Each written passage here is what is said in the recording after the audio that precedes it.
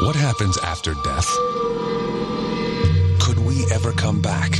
I think there is some likelihood of life after death. The answer may come from children, remembering a life before they were born. Our work provides evidence that we should strongly consider the possibility of reincarnation. Embark on a scientific search for evidence of reincarnation. Listen to the stories of these children who remember a past life.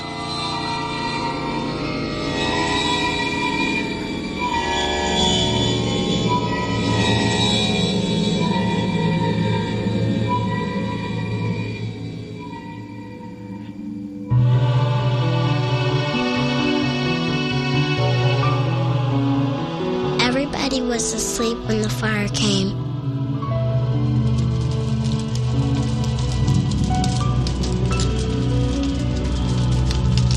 Mommy and Daddy could not get me out. I stayed with the fire. The fire was hot. I know Mommy and Daddy will be happy when I come back.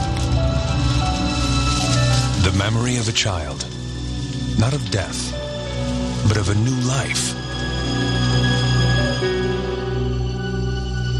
Is there life after death? An age-old question. At the University of Virginia in Charlottesville, scientists are investigating claims of reincarnation. For over 40 years, they have tried to explain the accounts of young children who speak of a past life. Stories like the one of this girl, who claims to have drowned and is now reborn. Or this 6-year-old boy, who thinks he used to be a New York policeman killed in the line of duty. Or this boy, who remembers having lived as his own grandfather. There are thousands of stories like this, and Dr. Jim Tucker has gathered many of them. We're investigating cases of very young children who spontaneously begin talking about previous lives. They usually begin between the ages of 2 and 3 and continue until the age of 5 or 6. We're looking at these cases to learn as much as possible about this phenomenon. Jim Tucker is preparing a research trip to meet one of his subjects, a child claiming to remember a past life.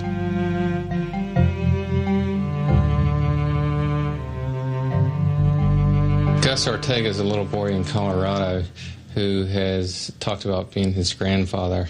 This began when he was 18 months old, and he's made a number of statements that seem quite specific. This one is a stronger case because the child has made some very specific statements that it seems very unlikely he could have heard through normal means. Gus Ortega's case is only one of many. We've been studying these cases for the last 40 years.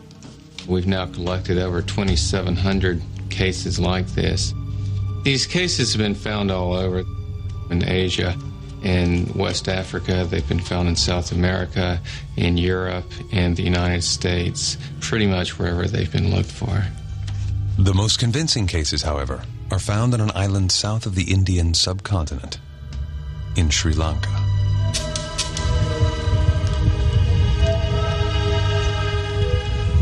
Sri Lanka, a mystical place.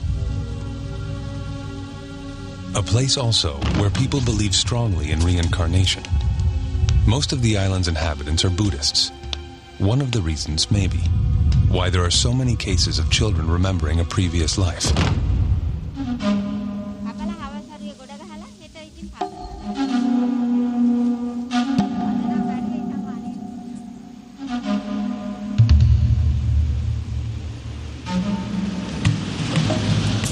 Professor Erlendur Haraldsson of the University of Iceland, on his way to visit his best case. He has spent over a decade studying the possibility of reincarnation on this island. Sri Lanka is a good place to study cases of children who speak about a past life, because here you find a few cases every year. And Haraldsson's cases are more convincing than any American case. The cases in Sri Lanka and in the United States differ in several respects. First of all, in the States, these are mostly in-family cases. Here in Sri Lanka, in-family cases are rare. I've only had a few. And secondly, the details seem to be greater here in this country. What makes Haraldson's cases so intriguing is that the children remember not the life of another family member, but that of a complete stranger. Haraldson crosses half the island to meet with his most fascinating research subject, a girl by the name of Diluxi. This is a very interesting case because Diluxi was talking about memories of a previous life for almost 3 years and doing so persistently and repeating the same story over and over again.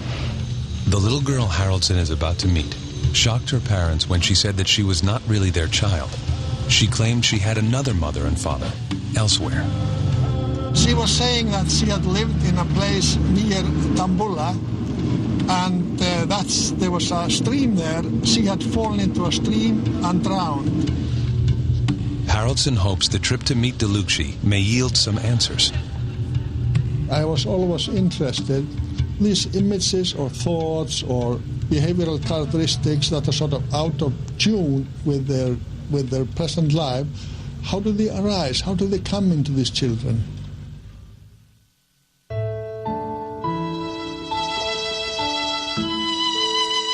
In a place not quite that far away, a hospital in America. An old man is dying.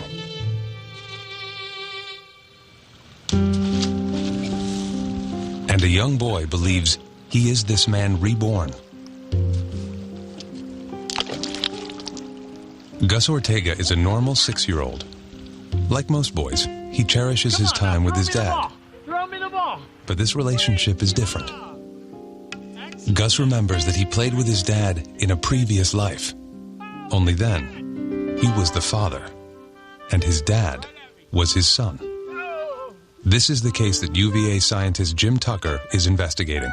Whenever I go to see a case, I go with a certain amount of skepticism. I never go with the assumption that this is reincarnation. And that's also the same approach that I have with the work as a whole. We're here because this is an interesting phenomenon, so we're trying to learn as much about it as possible. Catch it! Oh, good job! Grandpa Augie died in 1993.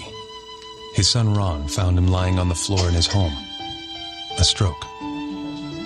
Grandpa Augie died 5 hours later. He was a shopkeeper. He sold everything people wanted to buy, and he loved his family. But he never met his grandson, Gus. Gus was born 1 year after Grandpa Augie's death.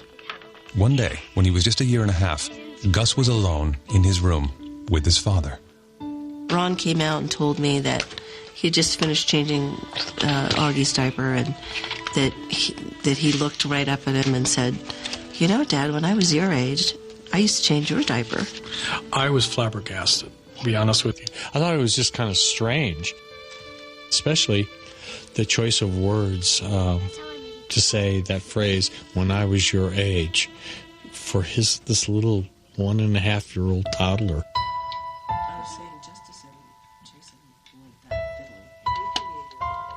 He started talking about Grandpa, and just the little things he was saying that we knew he couldn't have known because he never met Grandpa. His grandfather died a year before he was born. So, we were pretty puzzled about it. Then one day, Ron Ortega brought a set of old photos home, and something even more remarkable occurred. And I said, "Oh, look, look at this old photograph." And he came up to it and he goes, "Oh, there's me." I mean, I was like, just totally astounded, it just stopped me, cold. I mean, because